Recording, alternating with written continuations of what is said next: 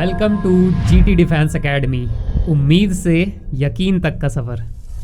नमस्कार दोस्तों, स्वागत है आपका हमारे YouTube channel GT defence academy पर। देखिए फ्रेंड्स, आज के वीडियो में हम बात करेंगे जो हमारी एक स्पेशल सीरीज़ है, आर्मी स्पेशल जीके की सीरीज़, जिसमें हम जीके के इम्पोर्टेंट एमसीक्यूज़ को यहाँ पे कवर करते हैं। तो चलिए दोस्तों, आज की वीडियो को शुरू करेंगे। आज का हमारा पहला क्वेश्चन है, हंसाने वाली गैस का रासायनिक नाम क्या है? तो देखिए, लाफिंग गैस जिसको बोला जाता है, इसका जो रासायनिक नाम है यह है नाइट्रस ऑक्साइड। ऑप्शन बी हमारा सही उत्तर होगा।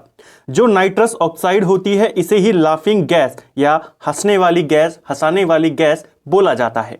अगर हम इसके सूत्र की बात करें तो N2O इसका सूत्र होता है।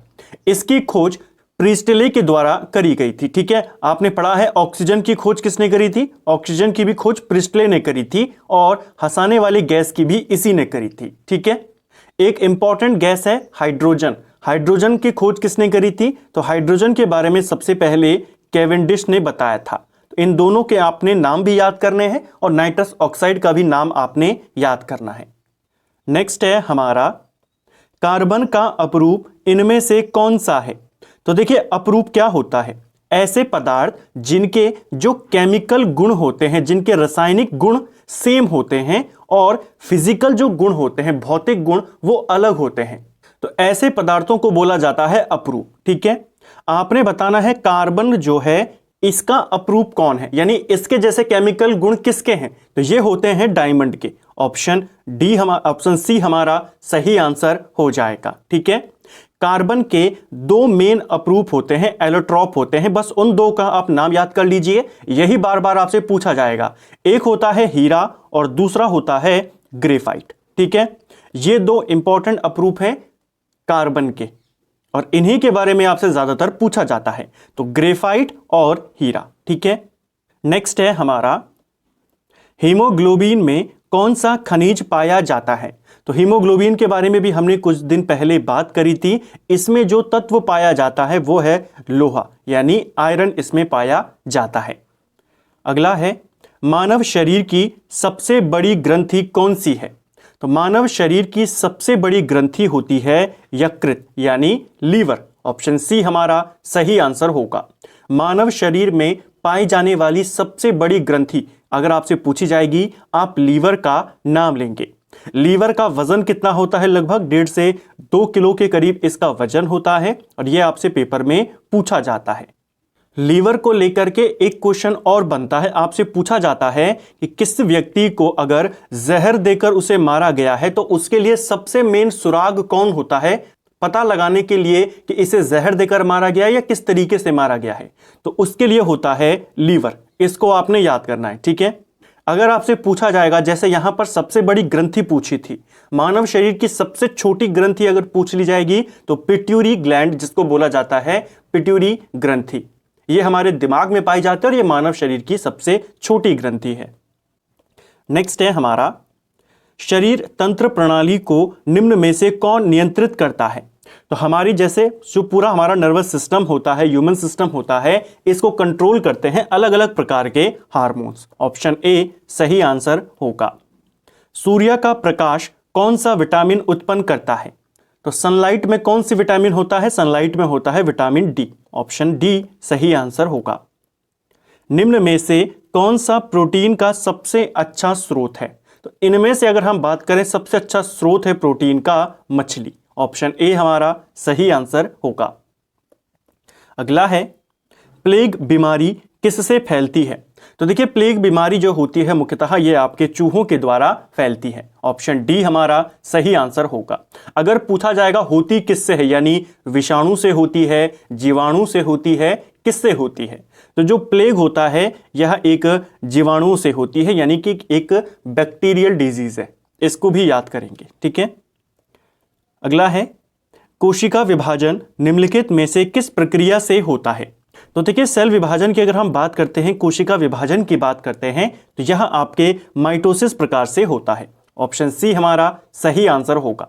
सेल डिवीजन की 3 प्रोसेस हैं। एक होती है आपकी ए माइटोसिस, ठीक है, एक होती है माइटोसिस और इसके साथ होती है एक मायोसिस। ये 3 होती हैं, जिसमें से आपका ऑप्शन में क्या है, सी यहां पर दिया हुआ है। ठीक है, नेक्स्ट है हमारा, अमेरिकी स्वतंत्रता की लड़ाई किस देश के खिलाफ लड़ी गई थी? तो देखिए, अमेरिकी स्वतंत्रता संग्राम को लेकर भी आपके क्वेश्चन बनते हैं। जो अमेरिकी स्वतंत्रता संग्राम था, यह आपके 1775 से लेकर 1783 तक चलता है। ठीक है, अमेरिका स्वतंत्र कब होता है? अमेरिका स्वतंत्र होता है 4 जुलाई 1776 को अमेरिका को आजादी मिल जाती है। हालांकि उसके बाद भी संघर्ष लगातार चलता रहता है और यह संघर्ष समाप्त होता है 1783 में, जब एक संधि होती है। क्वेश्चन बनता है, अमेरिका का जो स्वतंत्रता संग्राम था किस संधि के तहत समाप्त हुआ? यह हुआ पेरिस की संधि के तहत। यह संधि 1783 में होती है। ठीक है, अमेरिका ने किस देश के खिलाफ लड़ाई लड़ी थी? तो अमेरिका ने भी ब्रिटेन के खिलाफ यहां पर स्वतंत्रता के लिए संघर्ष किया था। इसको आपने याद करना है। ठीक है, 4 जुलाई 1776 को अमेरिका अपनी स्वतंत्रता को घोषित कर देता है। ब्रिटेन इसे 1783 में जाकर मानता है, जब यह युद्ध समाप्त होता है। तो यह क्वेश्चन भी आपके पेपर में बनता है। क्वेश्चन बनता है, अमेरिकी स्वतंत्रता संग्राम का नारा क्या था? तो इनके स्वतंत्रता संग्राम का नारा था, प्रतिनिधित्व नहीं तो कर नहीं। क्वेश्चन बनता है, अमेरिकी स्वतंत्रता संग्राम का तात्कालिक कारण क्या था? तो तात्कालिक कारण था बोस्टन टी पार्टी। क्वेश्चन बनता है, बोस्टन टी पार्टी का नायक कौन था? तो नायक का नाम था सैमुअल एडम्स। ठीक है, और इसी एडम्स ने यह नारा भी दिया था, प्रतिनिधित्व नहीं तो कर नहीं। जैसा मैंने आपको बोला, अमेरिका आजाद हुआ 4 जुलाई 1776 को। अमेरिका का पहला राष्ट्रपति कौन था? जॉर्ज वॉशिंगटन था यहां का पहला राष्ट्रपति। स्वतंत्रता संग्राम का नायक भी यही था। दुनिया में सबसे पहले संविधान अमेरिका में ही लागू हुआ। सबसे पुराना संविधान अमेरिका का है, 1789 में इनका संविधान लागू हुआ था। इसको भी आपने याद करना है। ठीक है, तो ये कुछ इंपॉर्टेंट बातें, कुछ इंपॉर्टेंट डेट्स जो अमेरिका के स्वतंत्रता संग्राम से जुड़ी हुई हैं, आपको पता होनी चाहिए। नेक्स्ट है, जब चंद्रमा सूर्य और पृथ्वी के बीच आ जाता है तो वह समय क्या कहलाता है? यानी एक तरफ हमारा सन है, दूसरी तरफ हमारी अर्थ है और बीच में आ गया चंद्रमा, तो ऐसी कंडीशन क्या कहलाती है? ऐसी कंडीशन कहलाती है सूर्य ग्रहण। ठीक है, ऑप्शन सी हमारा सही आंसर होगा। और अगर सन और चंद्रमा के बीच में अर्थ आ जाए तो यह कहलाता है आपका चंद्र ग्रहण। यही 2 कंडीशंस होती हैं, पहले भी हमने इसको कई बार देखा है। चंद्रमा बीच में आएगा तो सूर्य ग्रहण, पृथ्वी बीच में आएगी तो चंद्र ग्रहण। नेक्स्ट है, निम्न में से विश्व का सबसे गहरा सागर कौन सा है? तो सबसे गहरा सागर है प्रशांत महासागर। ठीक है, जो दुनिया का सबसे गहरतम बिंदु है, सबसे गहरा बिंदु, उसका नाम है मरियाना ट्रेंच, वो भी इसी सागर में स्थित है। ठीक है, अगला है, भारतीय अंतरिक्ष अनुसंधान संगठन कहां स्थित है? इसरो के बारे में बात कर रहा है। इसरो की स्थापना आप जानते हैं 1969 में होती है और ये आपके बेंगलुरु में स्थित है। ऑप्शन ए सही उत्तर हो जाएगा। ठीक है, अगला है, राष्ट्रीय सुरक्षा अकादमी कहां स्थित है? यानी फिर से एनडीए की बात कर रहा है। लास्ट वीडियो में हमने देखा था, तब आपसे एग्जैक्ट लोकेशन पूछी गई थी। एग्जैक्ट लोकेशन कहां है? खड़कवासला। ठीक है, मैंने आपको यह भी बताया था खड़कवासला आपके महाराष्ट्र में आता है। अब ये क्वेश्चन वही है, लेकिन अब आपके ऑप्शन बदल दिए। अब आपको पहचानना है इनमें से कौन है जो महाराष्ट्र में है। तो जो हमारा राष्ट्रीय डिफेंस एकेडमी है, यह आपके पुणे के नजदीक जो खड़कवासला है यहां पड़ता है। तो यहां पर इसका सबसे उपयुक्त आंसर क्या हो जाएगा? पुणे, और ये महाराष्ट्र में है। ठीक है, इसी के नजदीक है खड़कवासला, जहां पर राष्ट्रीय सुरक्षा अकेडमी है। अगला है, ऑस्कर अवार्ड किसके लिए दिया जाता है? तो देखिए, फिल्म के क्षेत्र में, सिनेमा क्षेत्र का सर्वोच्च पुरस्कार माना जाता है ऑस्कर अवार्ड को, और यह फिल्म के क्षेत्र में दिया जाता है। 1929 में इस अवार्ड की शुरुआत की गई थी। सोना उत्पादन करने वाला दुनिया का सबसे बड़ा देश कौन सा है? यहां पर सोना होगा। ठीक है, गोल्ड। तो सोना उत्पादन करने वाला सबसे ज्यादा कौन करता है? चाइना करता है। ऑप्शन सी सही आंसर होगा। निम्न में से पंडित शिव कुमार शर्मा किस संगीत वाद्य से जुड़े हुए हैं? यानी जो शिव कुमार शर्मा हैं, ये कौन सा वाद्य यंत्र बजाते थे? ये बजाते थे संतूर। ऑप्शन ए सही उत्तर यहां पर हो जाएगा। ठीक है, गोदान उपन्यास के लेखक कौन है? तो काफी फेमस उपन्यास है गोदान और इसके रचयिता हैं मुंशी प्रेमचंद। ऑप्शन बी, प्लासी की लड़ाई कब लड़ी गई थी?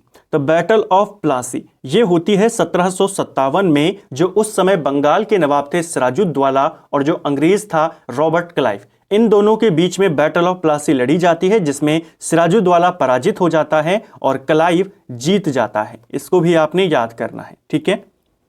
राष्ट्रीय खेल दिवस कब मनाया जाता है?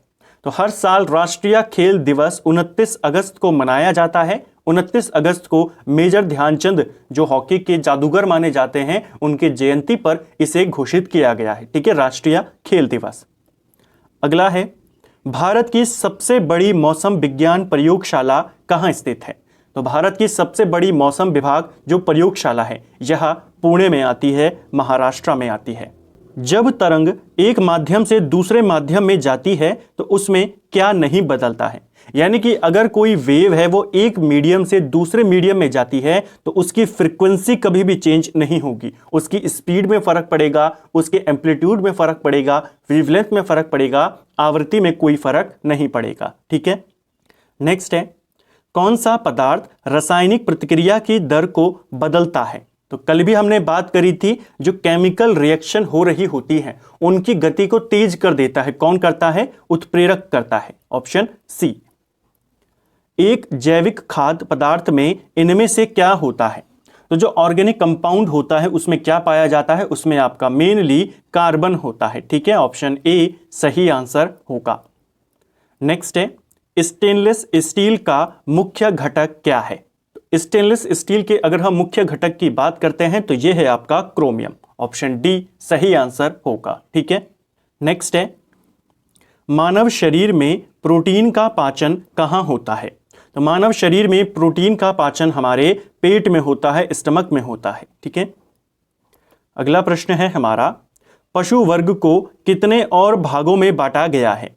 तो जो एनिमल किंगडम है उसे और कितने किंगडमों में बांटा गया है? और भी ज्यादा उपवर्गों में बांटा गया है, तो इसे 2 उपवर्गों में बांटा गया है। Option B. नेक्स्ट है, एड्स क्या प्रभावित करता है? तो जो एड्स बीमारी होती है यह हमारे इम्यून सिस्टम को, प्रतिरक्षा प्रणाली को ही सीधा इफेक्ट करती है, उसको डैमेज करती है। तो किसको नुकसान पहुंचाता है? यह प्रतिरक्षा प्रणाली को नुकसान पहुंचाता है। इसको भी आपने याद करना है, क्वेश्चन बन जाता है। तो फ्रेंड्स, ये था जो हमारी सीरीज है आर्मी स्पेशल जीके सीरीज। उम्मीद करता हूं आपको आज का वीडियो पसंद आया होगा। इसमें भी हमने जीके और जनरल साइंस के मिक्स क्वेश्चंस को यहां पर कवर किया। इन 8 पार्ट्स में लगभग 200 से ज्यादा प्रश्नों को 240 प्रश्नों को हम यहां पे कवर कर चुके हैं। उम्मीद करता हूं सीरीज आपको पसंद आ रही होगी, आज का वीडियो आपको पसंद आया होगा। अगर आपको ये वीडियो पसंद आई है तो वीडियो को लाइक करें। अगर आप चैनल पर पहली बार आए हैं, चैनल को सब्सक्राइब करें, अपने दोस्तों के साथ शेयर करें। वीडियो आपको कैसा लगा कमेंट बॉक्स में हमें जरूर बताएं, और आपका कितना स्कोर यहां पे रहा ये भी हमें आप कमेंट में जरूर बताएं। Thank you friends.